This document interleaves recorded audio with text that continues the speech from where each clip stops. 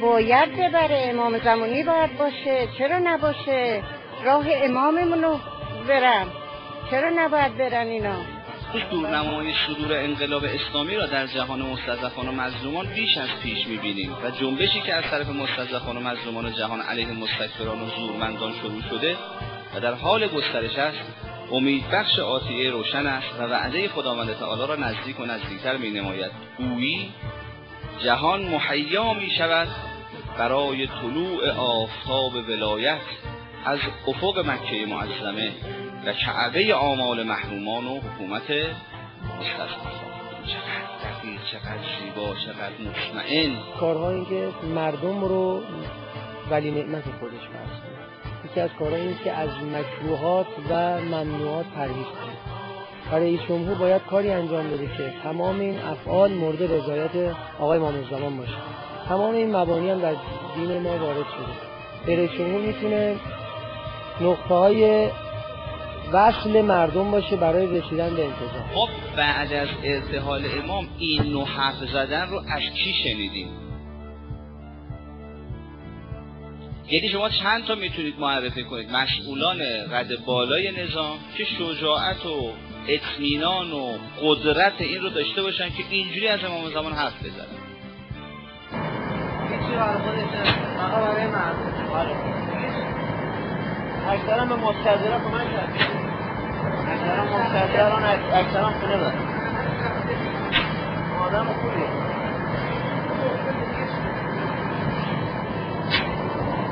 مردم دوسته. مردم دوسته.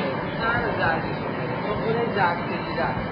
ایشون می‌فهمد که شاید در مقابل این دشمنان مقتدر هر رژیمی بود در هم ریخته و ساقط شده بود، ولی انقلاب اسلامی به طور معجزه آسایی به راه خود ادامه می‌دهد و بسیاری از مستضعفان و مسلمانان و مستضعفان جهان را بیدار نموده است و امید آن است که یک انقلاب عمیق عمومی در سراسر جهان در مقابل جهانخواران ضد بشریت تحقق یابد. انقلاب ایران با قدرت به پیش می‌رود و هر روز انسجام و استحکامش فزونی می‌یابد و مخالفانش با شکست مواجه می‌شوند. کاری میکنه که کسی که کار میکنه برای امام زمان نمیبینه، نمیاد اشرا کنه. یک کار میکنه که هیچ خدا میدونه خودش با امام زمان. من احمدی نژاد قبول دارم، پسرم هم هست، اولادم امام زمان پشت پناش باشه. هم نیست که ندارند پشت کردن به فرهنگ دنیای امروز و پای ریزی فرهنگی جدید. ببینید همش خود داره به ما میده.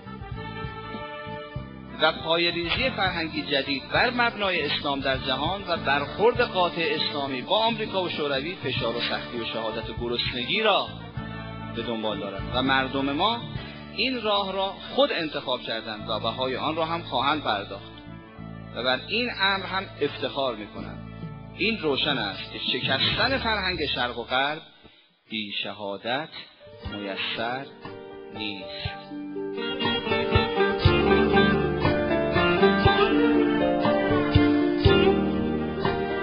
منم سرگشته حیران تیموست، منم سرگشته حیران تیموست، کنم یکباره جان قربان تیموست. خلیلا ساز شوق وصل کویت، نه هم سر بر سر پیمان تیموست، نه هم سر بر سر پیمان تیموست. منم سرگشته حیرانت ای دوست، کنم یک بار جان قربانت ای دوست.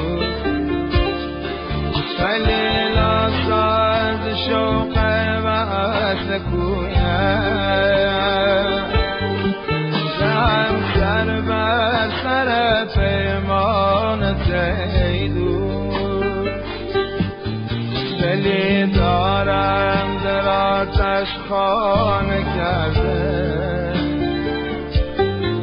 میان شعله ها پاشانه کرده. دلی دارم که از شوق وصاله وجودم را به غم ویرانه کرده. وجود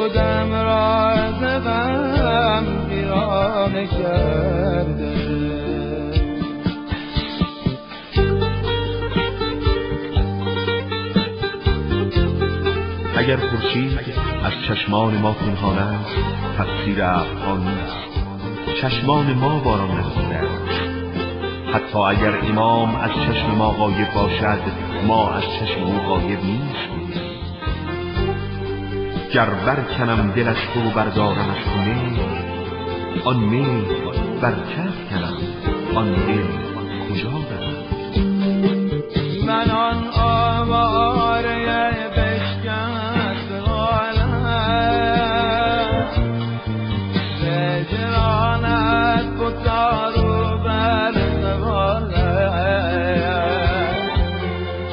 منم آن مرغ سرگردان و تنها پریشان گشته شد یک بار حالت سحر سر بر سر سجاده کردن دعایی بر آن دل داده کردن دست رد ساغر چشمان میدون زبانت یک سر از باد کردم دلا تا که اسیر یاد یاری زهجر یار تا که داد داری بگو تا که ز شوق